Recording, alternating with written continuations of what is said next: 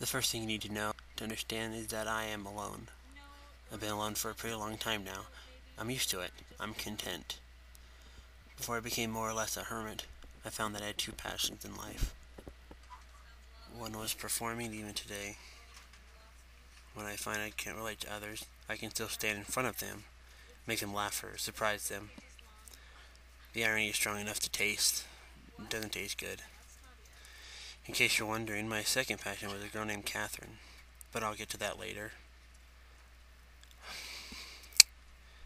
I generally face the same day-to-day problems as every other person, except that when every other person gets stuck, they have their friends and associates to back them up. I don't. I know that you don't want to hear me describe my admittedly less than fascinating lifestyle, so instead I'll describe my day with a much more interesting allegory. I used to find joy in the company of others. Now I have the company of myself. My attention is stolen by a green square on the other end of the room. I want to be its friend more than anything I've ever wanted. The square does not react to my approach. Does it notice me? Or is it only pretending not to notice me? Which would be worse? Up close, I can see that the green square is actually a door. I see that we can be friends anyways. I decide to move to the next room. I feel confused and a bit tingly, but mostly confused. I briefly attempt to think of something to think. Nothing worthwhile emerges. I haven't talked to anyone lately, but at least I can solve my own problems. And I see a wall blocking my path to the exit. I am dissatisfied. The area down below is irritatingly spacious.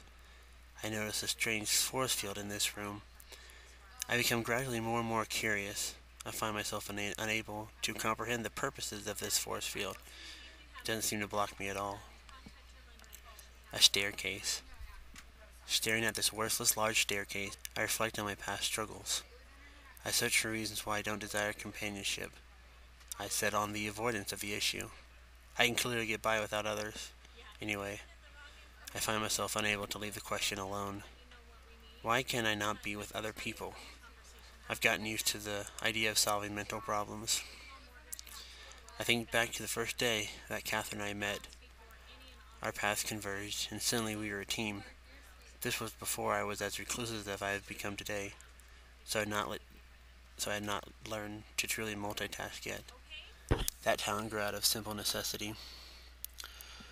Her approach was quiet, as my response. The connection was instant and unmistakable. A team. Mutual. Perfect. I wasn't let it go. When we faced a problem, we would solve it together. Today I find myself solving the same problems alone. I was underappreciative, plain and simple.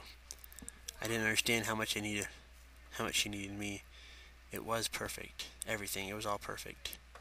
I helped her and she helped me. Mutual. I never suspected the end to come so quickly. I found myself crushed by guilt. I didn't leave the house for days, but she was gone. And now I find myself alone. I can't handle talking to people anymore. I grudgingly consider how the ability to start over from a different perspective would have been helpful earlier in life. Maybe I could have let Kathryn meet me in the first place. And like this, I continue.